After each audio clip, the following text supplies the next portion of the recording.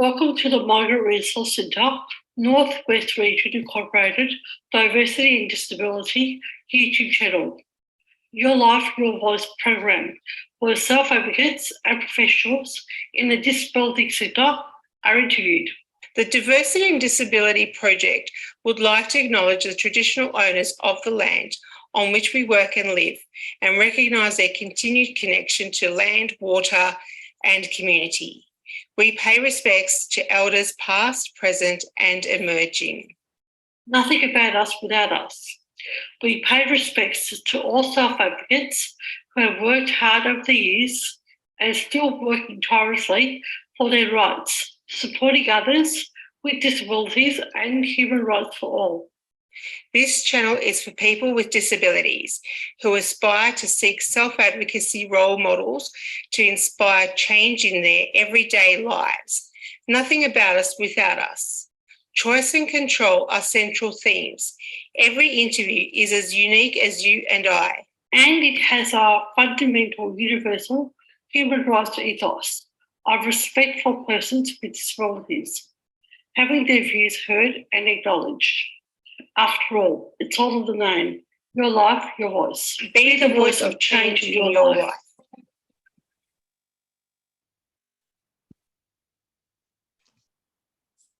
Good morning and good day, and I'd like to welcome everyone to another edition of Your Life, Your Voice. Today, I'd like to welcome Larissa McFarland to the as my co-host. Hi, Larissa. How are you doing? Hi, Julie. Great to be here. A little bit tired and slow today because I've had a very big week with an exhibition, with my first solo exhibition in 5 years. And thank you for coming, because Julie, it was great to see you in person on the weekend. Yes, I think it's important to support our fellow artists, self-advocates in their passions in life, and it's a good social occasion too. So today I'd like to welcome Antony Rako as a guest for our interview. So Antony is part of the Diversity and Disability Steering Committee. He was also interviewed in the early stages of this program. And I'd like to acknowledge that this program is in its 61st interview, and it's a great milestone. It's 4 seasons in. So, and Antony might have been in one of the first seasons. And a lot's happened in 3 years, Antony. So welcome. Thank you for having me. Thanks, Julie. Thanks, Larissa. It's great to be here. And great to be a part of the milestone as well. Yeah, so I think it's only fitting that we're re-interviewing someone after 3 years. So welcome back. So how about we kick off with some questions? Larissa, would you like to kick off with the first? Is that okay? Absolutely. Antony, can you tell us about yourself? Yes, so I was born in New Zealand, born and raised in West Auckland. My nationality, half Māori, half Tongan. I have a vision impairment, so I'm currently legally blind with an eye condition called retinitis pigmentosa, which can be abbreviated down to RP. Which is an eye condition that gradually worsens over time. So when I was younger, I could see a lot better than I can today, but I could never see very well.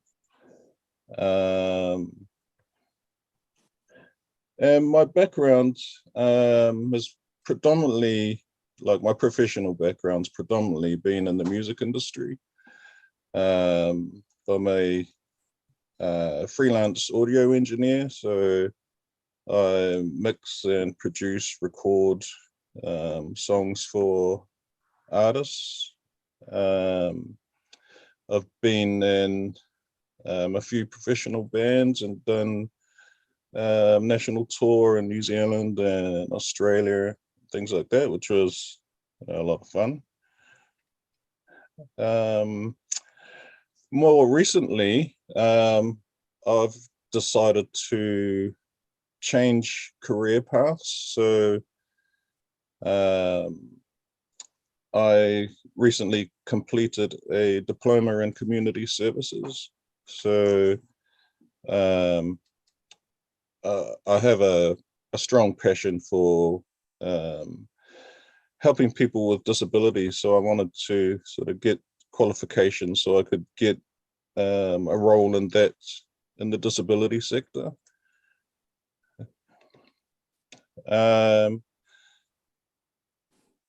So I guess, yeah, I guess that's a bit about me for now. Yep, that's great. Great.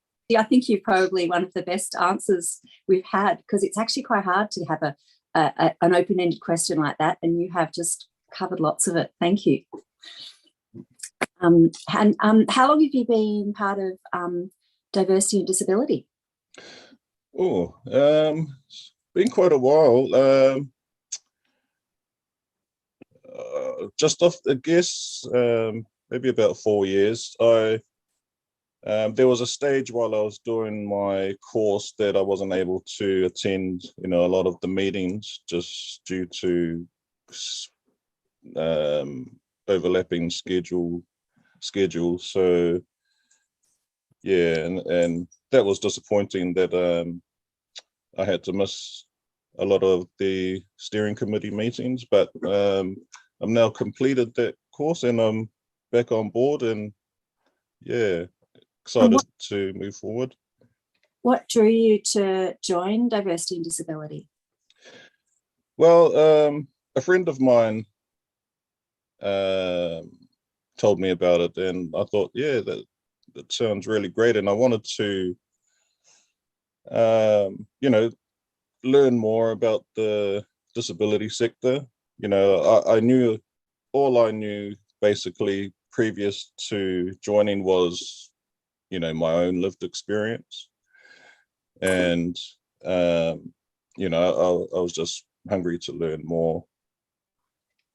Yeah. I've got a question which you weren't prepared for, and if you're not prepared to answer, that's fine. But I'm wondering how you obviously identify as living with disability now, or as disabled, but did you identify when you were younger, and how, at what point did you decide that, yes, I am a member of, the disability community? Yeah, I guess I went through, it was a struggle for me. So when I was younger, I would try to hide my disability. I didn't want to stand out. I kind of wanted to be like everybody else. And I'd do things like, because back then I would have very, very thick glasses. And, as kids at a young age do, get teased and things like that. So, I would go to school and just not wear my glasses.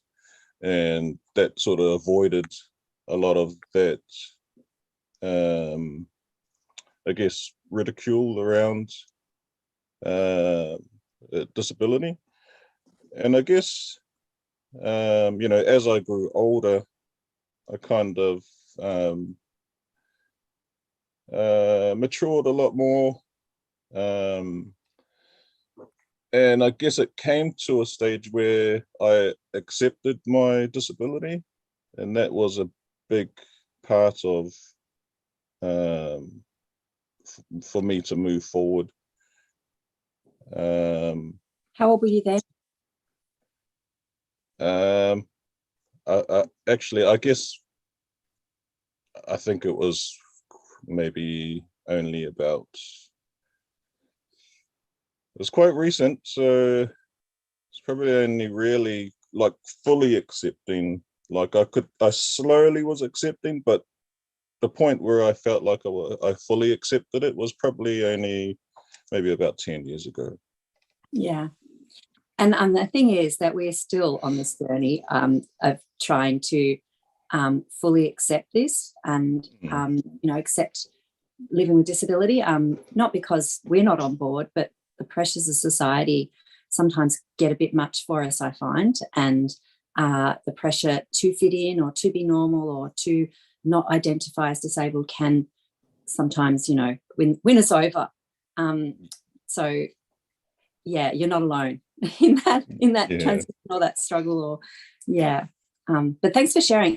How old are you at the moment now? It's hard for me to tell.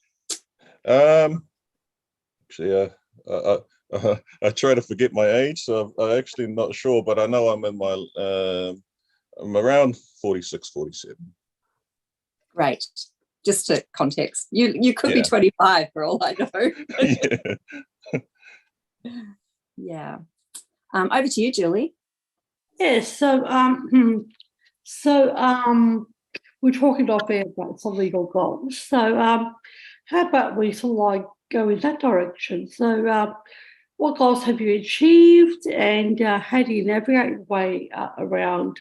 Well, we all have disabilities to achieve these goals. Yeah. So I feel like, touching on accepting that I have a disability, I feel like that is the main goal that I've achieved, and because that's where everything else kind of progressed from. That's where I felt, that's when I really felt, I could get out there and find support, realize that I needed support, and not worry about,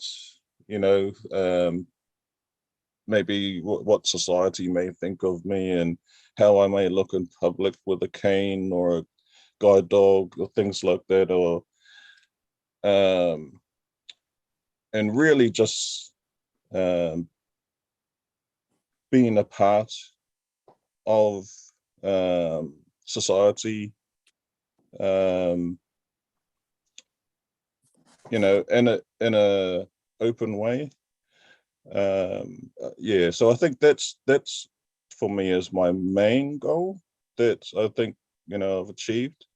And to get there, as mentioned, it was a slow process, and it's a lot of soul searching and sort of asking myself questions about why do I feel these certain feelings, or maybe, okay, if I'm thinking somebody may look at me a certain way, why should I care? And sort of searching and finding my own sort of answers to those questions, and slowly working through that. And then I guess moving forward from there, then that kind of got me to, okay, now I'm comfortable, I've accepted.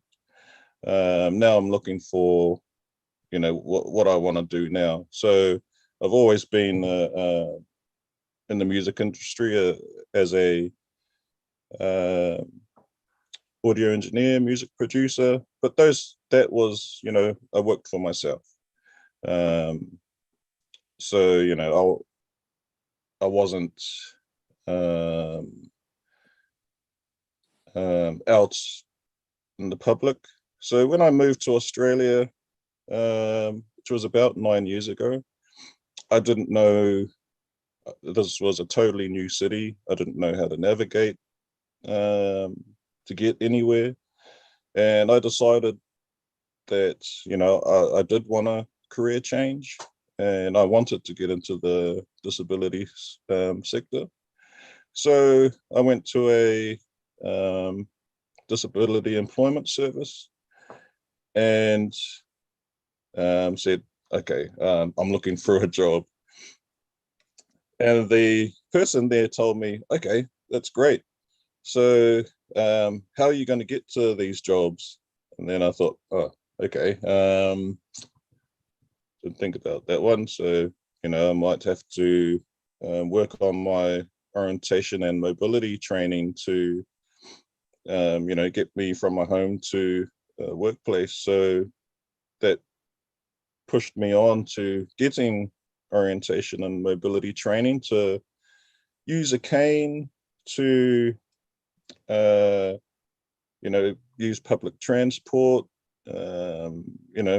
move through Melbourne City, and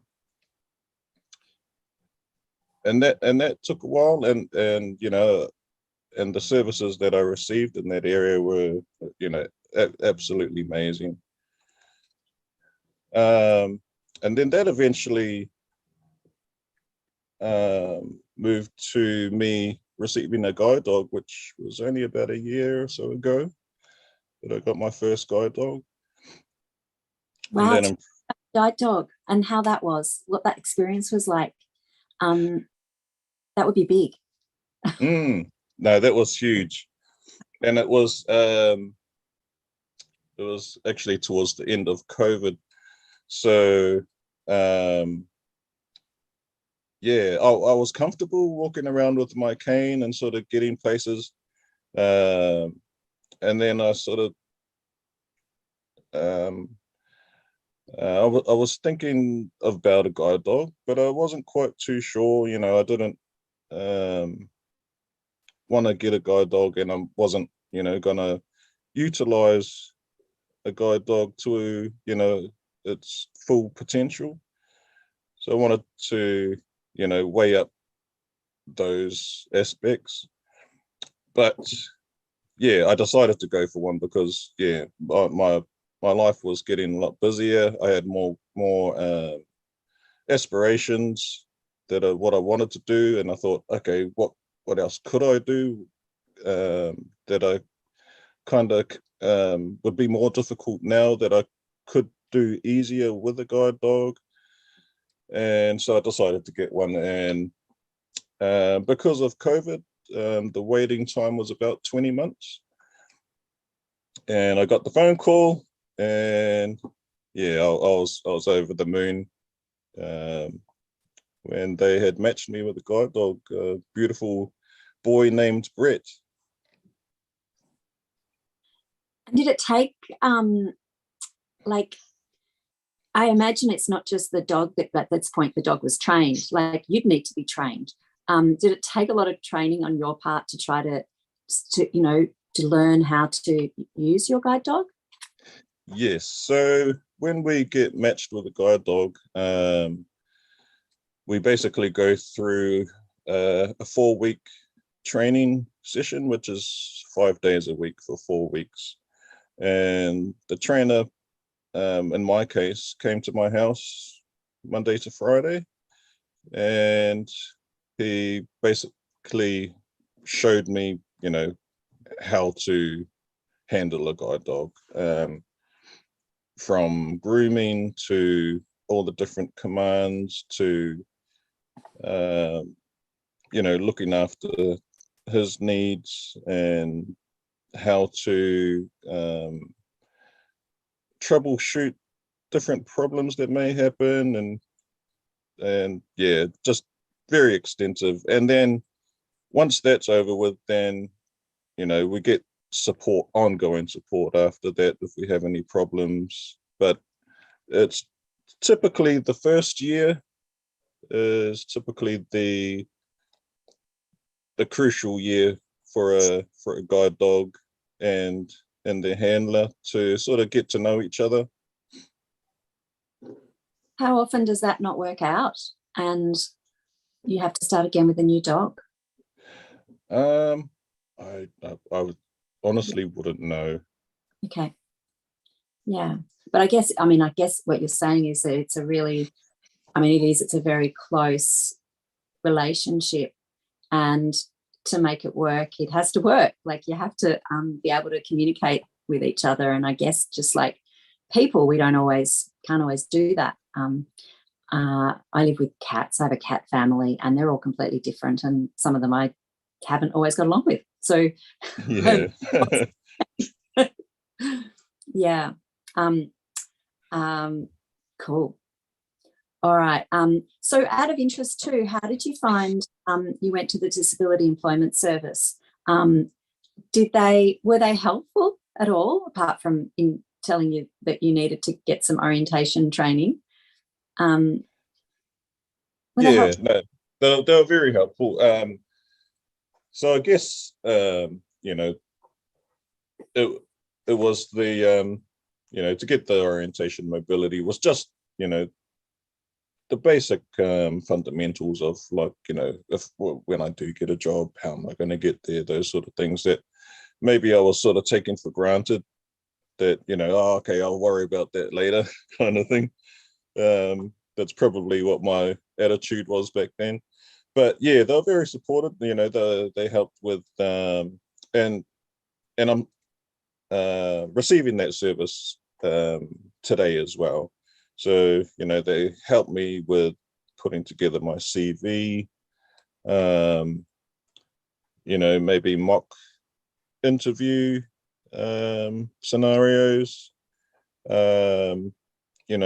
recommending jobs that may be suitable for me. Lots of different things, and yeah, they've been really, really great. Great. So moving along, I'm wondering, I've got a question here about your culture, your Tongan and Māori culture, and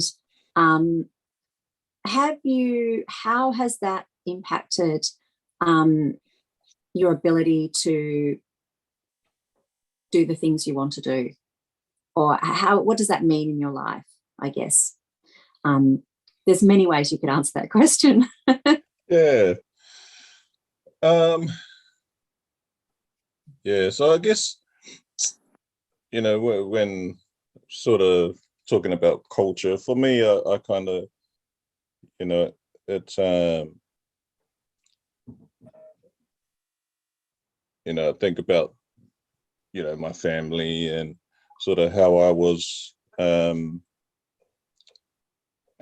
raised. And I guess what I can remember is that, my family didn't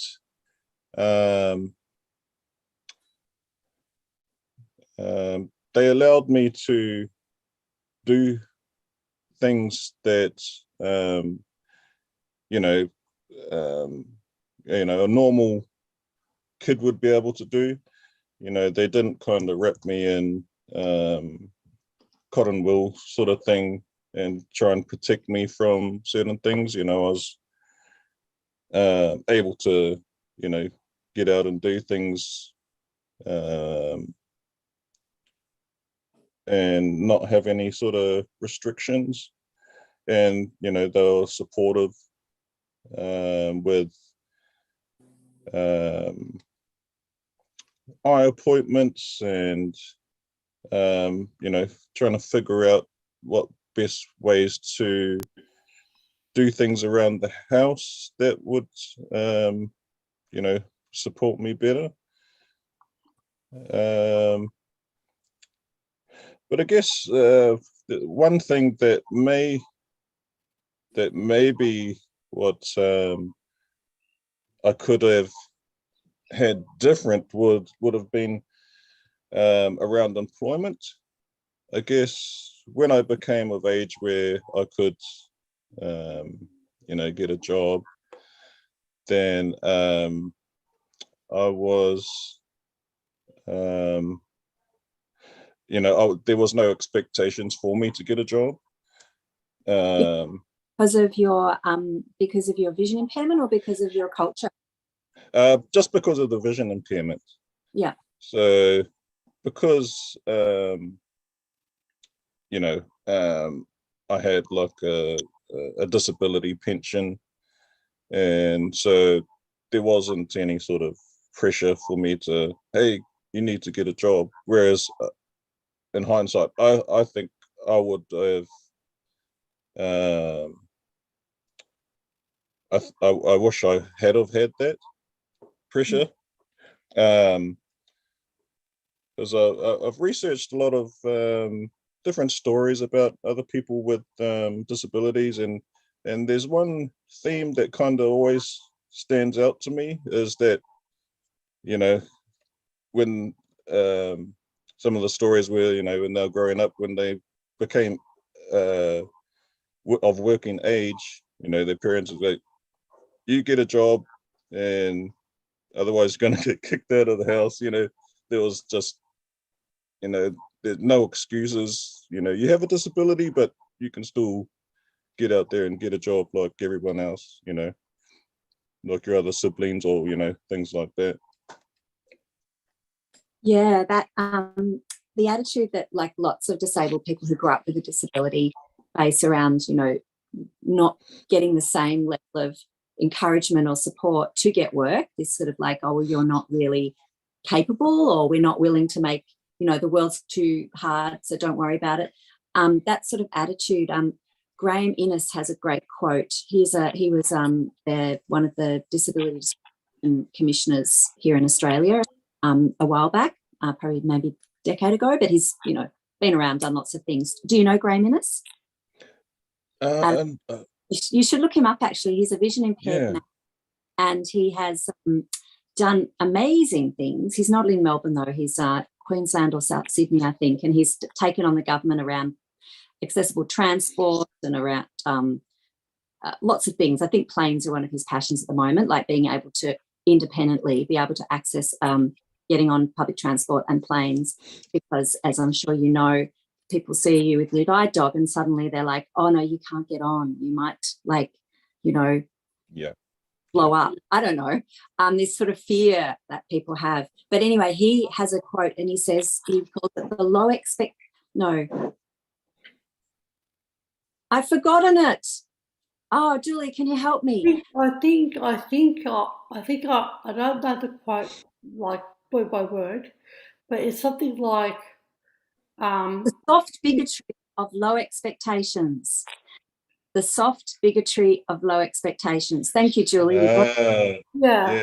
I love I that. was trying to figure out the words, but I knew where you're coming from now. So that idea that, you know, by just having low expectations as disabled people is in itself discrimination, because it means that it's much, much harder for us to reach the same level of achievement if we're continually being told, oh no, don't worry about that, you're not, you know, you'll not get anywhere, it's okay, stay in your box. I have an example.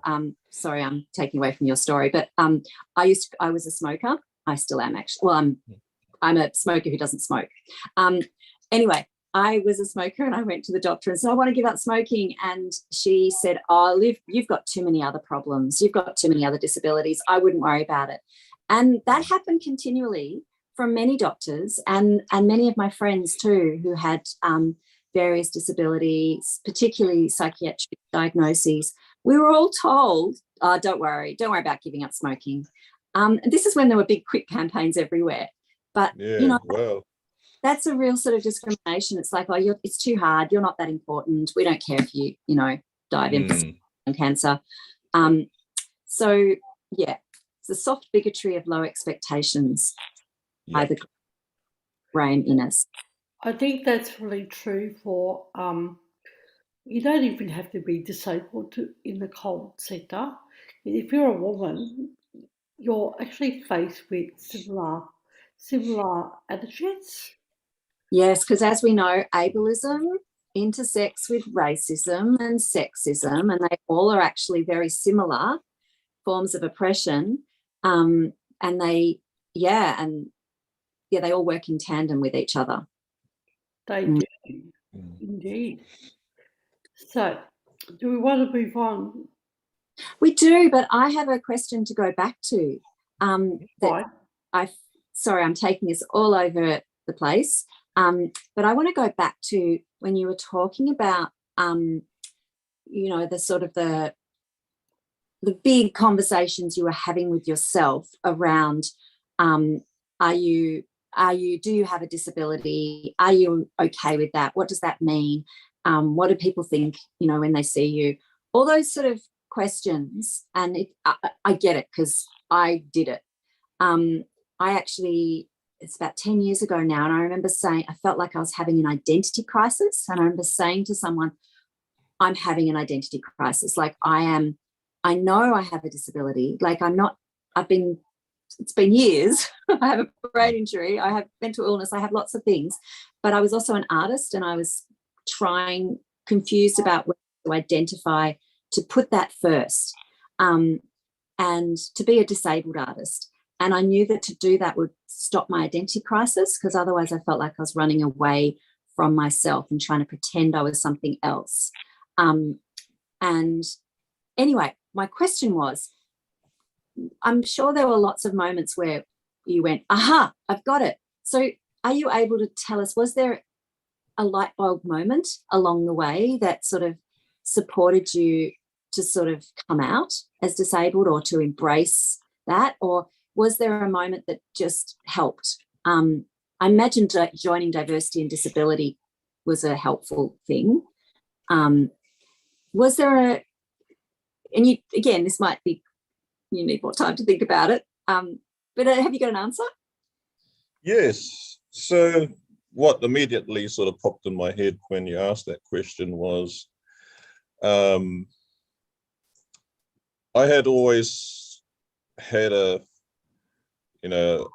struggle with wanting to use a white cane. I guess just the stigma of, walking around with a cane, and, people knowing that, I had a disability. So I decided, look, I'm not going to get anywhere in life if I'm not willing to make life easier for myself by utilizing the cane, which is a tool to help me, navigate the world. And I don't want to be stuck in my house and feel like I'm missing out on what the world has to offer because of my fear of what other people think. And then, so I decided, okay, I'm going to do this. I'm going to get training. A trainer came out, put a white cane in my hand. We went out onto the streets, then into shopping malls, and then I just got a realization just flooded through me that this isn't as bad as I imagined it. This is, and I had a feeling of confidence and independence at the same time sort of flood through me. So, and then just everything sort of, I guess a lot of the walls just came down from that moment. Yeah, thanks for sharing that. I do know that story often around wheelchair users, people who put off using a wheelchair for a long time, and then they eventually get one, and it's like, oh my God, I can do all these things now, and it's not that bad. And anyway, any stigma I get from this is far outweighed by the fact that I can have independence. And and then you start thinking about, hang on a sec, why are mobility devices seen as something negative? When, none of our kitchen devices that, help us cook, or our washing machines that help us wash so we don't have to, just use water and a copper. All these things that make our lives easier, they're not questioned as sort of, you're giving up, or you're being lazy, or, you're not working hard enough. But when it comes to disability mobility devices, we sort of we feel that we judge, and other people judge that, somehow we're not trying hard enough or something. This is Starman, by the way, just in case you can see. I have a kitten that has just jumped, a cat has just jumped onto the table and joined the Zoom. He's a silver spotted tabby cat. Oh, nice. Yeah, with big eyes and yeah. Oh, beautiful. He generally always features in our interviews. I think he gets a bit jealous of attention. Like just going back to a point that Antony made, I think that acceptance of ourselves and what we can do, what we can't do, is really important. Because I sort of grew up, in this void of, am I, aren't I? I worked as an able-bodied person, so I was really confused for a long time. And then I think that Antony mentioned a light bulb moment, and I had a light bulb moment, and because I didn't realise, because I worked, government, whatever. I didn't realise. I really, honestly, so I didn't realise how people were prejudiced towards me, how they viewed me. And then when I did have that acceptance and knowledge, and sort of became honest with myself and the providers I was faced with, my life became easier, a lot easier. Yes, so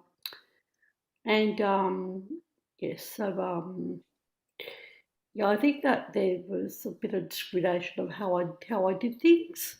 And who cares? Who cares how you do things? And, unless you get the desired results. So who cares how you do things? What is a destination? There's a journey and a destination, and the destination is the most important thing in life. Really? Oh, I think it's the opposite. It's the journey. Oh, well, sorry. The journey is important, but getting to your goal, and how you do it is, it doesn't matter how you do it. So as long as you do it, or you work towards it. You work towards it, you might change your goal, you might change your mind. So yep, yeah, sure. So so get involved. You do things differently, blah blah blah. You're not worthy. That's what I mean by that. So, I love looking back on the journey and and reflecting on how you got to the destination, like the journey. When maybe you first headed out on the journey, then maybe you thought it was going to go a certain way, and then a lot of different things happened and still got to the same place, but you learned a lot along the way. It just wasn't a straightforward journey. It was a lot of hurdles, challenges, growth. I love I actually love the journey and the destination as well. And then once I reach the destination, I like to look, okay, where's the next destination and what am I going to find along the way to that one? So on that note then, Antony, what is a current destination that you're aiming for at the moment? So now that I've completed my diploma in community services, my current destination is to secure a role in the disability sector. I've got a Zoom interview coming up on Thursday, so fingers crossed that is successful. And I guess from there, I have lots of destinations in terms of music, because I still want to keep doing my music. I guess I want to get out and start doing live performances again, and check out the Melbourne music scene, and put together a band.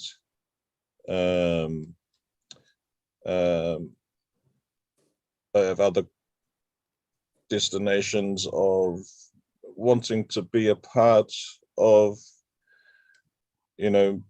making the world more accessible for people with low vision or blindness, through assistive technology, where maybe it's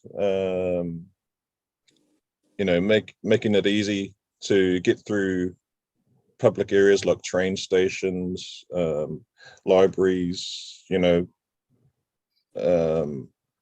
where somebody who has low vision or blindness can be unfamiliar with the area and just be able to navigate that area. But yeah, I have a lot of dreams and passions along those lines.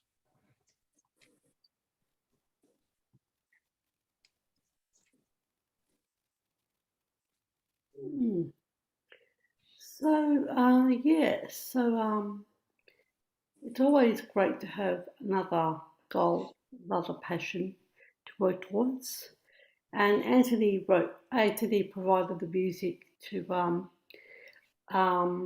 a song I wrote. So I commissioned him to put some music together for me, and it's a hit among my family and friends. Oh, that's awesome. So I don't think I mentioned it to you since you yeah. Can So I ask? Sorry, I missed that. You commissioned and make some music for what? For I wrote a song for my great niece. ah, And she's a very special little girl. So she's 8 years in the making. So she's an IVF child, and much loved and adored by everyone. Yes. So I wrote a song. And Antony, used his talent to sing, and we worked together on my vision. We're very proud of that piece of work. Yeah, and so I think it's important to sort of like, with the things that you've done in the past, they don't have to be dormant, so they can resurface and used in a way, in another reincarnation. That's happened to me. I know it's happened to you, Larissa. Happens to a lot of people. Yes. I think that when you work with passion on projects and things, is probably the most important thing, And sure, income is important, but I think passion is much more Yeah, important I agree. than anything in life. Yes. so next question. If there was one thing you could do in your life that you have never done before, what would that be? Okay. Well, the first couple of things that popped in my head was skydiving and holding a snake. Ooh, and do you plan to do either of those? Are you working towards them, or is it just I'm not working towards them at the moment, but I have thought about them, because I guess there are things that kind of scare me. So, yeah, and I think I like the thrill of things like that as well. But I've spoken to one of my nieces about it, and she said, oh, yep, I'm keen. So I said, okay, let me know when you're going to do it, and I'll join you. Skydiving or holding a snake? Sorry, what was that? Which one? Skydiving or holding a snake? The skydiving one. I'm not sure whether she's keen for the snake one. I've always said I wanted to do that and I haven't done it. So let's see next year what I do. So how about we move on? So what barriers would you like to see removed from Australian society for cold and disability people? Okay.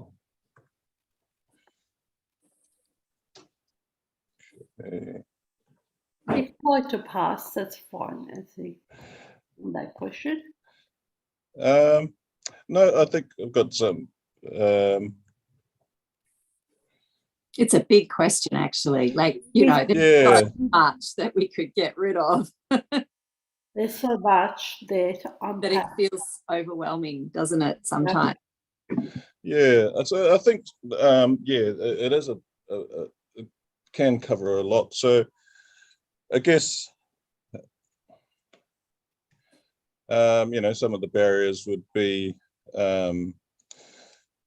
lack of access to information and services in the native language.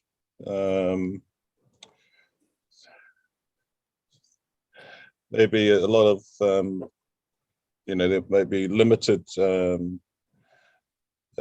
cultural awareness and with service providers.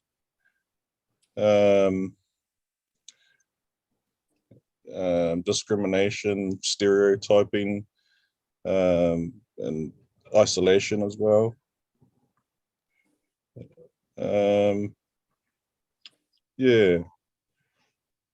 Yeah, that's a big list already. Yeah, be very good to get rid of some of those things. Hey, a question I didn't ask you before, and I meant to too, was have you been a Braille user in your life?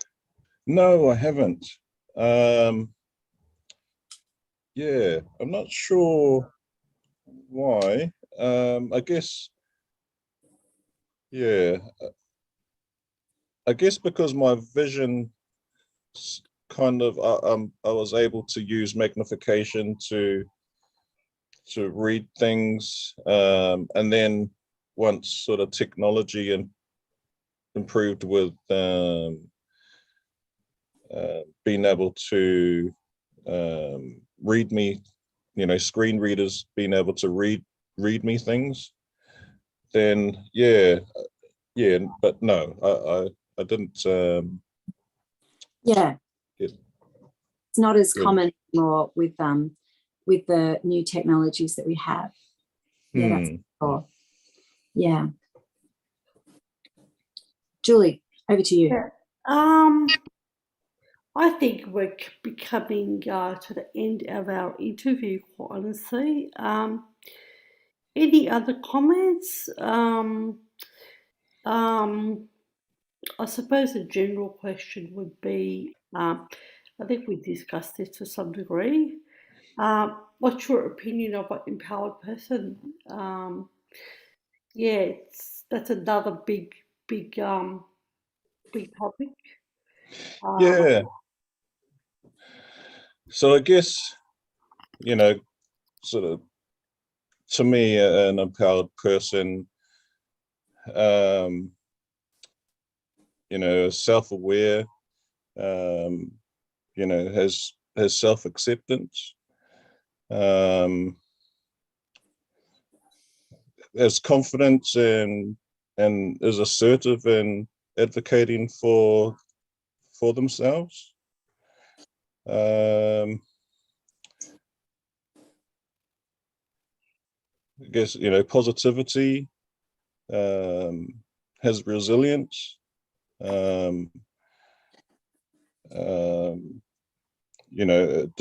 despite facing challenges, has a sense of purpose,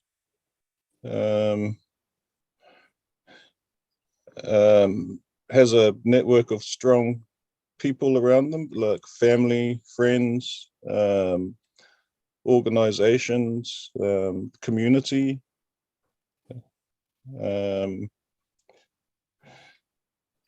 Has the ability to change when things aren't quite going right. Adapt. Has knowledge about their rights as a person with a disability. And overall just open to, seeking support and help when needed. That's a great I was going to say that's one of the best definitions I've heard ever of the answer to that question. That was really amazing. Yeah. I struggle with that question because I think that so often I just leap to actually, it's not me, it's society, it's the barriers, it's the attitudes and discrimination, which I think are really important. But you've managed to answer that by alluding to those. Yeah. Because we're not really, we're not separate from the rest of the world. Like that expression, it takes a village to raise a child. It also takes a child to raise a village. Like we're all connected, and putting all the onus on the individual doesn't really get us anywhere, because we all do ultimately have to work together and work out ways to support each other. Absolutely. Yeah, something I thought about during this interview came up in my head is that we don't work in a vacuum, so we're not alone. I think that's what you're saying, and what you very clearly articulated, Anthony. We all, like, even if disability happens later in life, or even if people don't identify as disability, we all need each other to, maybe not for the old-fashioned values of, hunting and gathering, but we all need each other even more so now. I think COVID really highlighted that, how we're social human animals, and we need each other to depend on each other for emotional, physical, comfort and support. So yes, so thank you, Antony, for a great interview. It's been a pleasure. Yes. And Antony will be on board with us with Your Life, Your Voice down the road. And we look forward to your continued participation, Antony. Very excited, and thank you for having me on once again. Thank you. Thank you. Pleasure to meet you.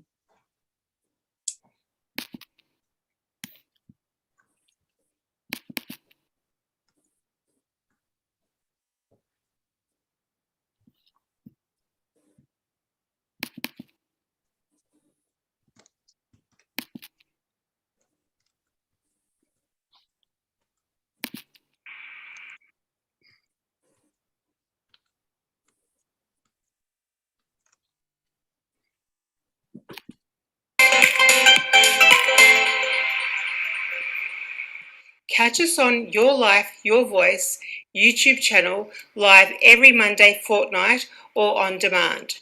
We would like your comments and suggestions on topics that you would like us to explore. Leave your comments on YouTube comments section. Please feel free to email us on dndyourlifeyourvoice@gmail.com or contact us via the Migrant Resource Centre Northwest Region Inc. Phone number 1300 676 044. 1300 676 044.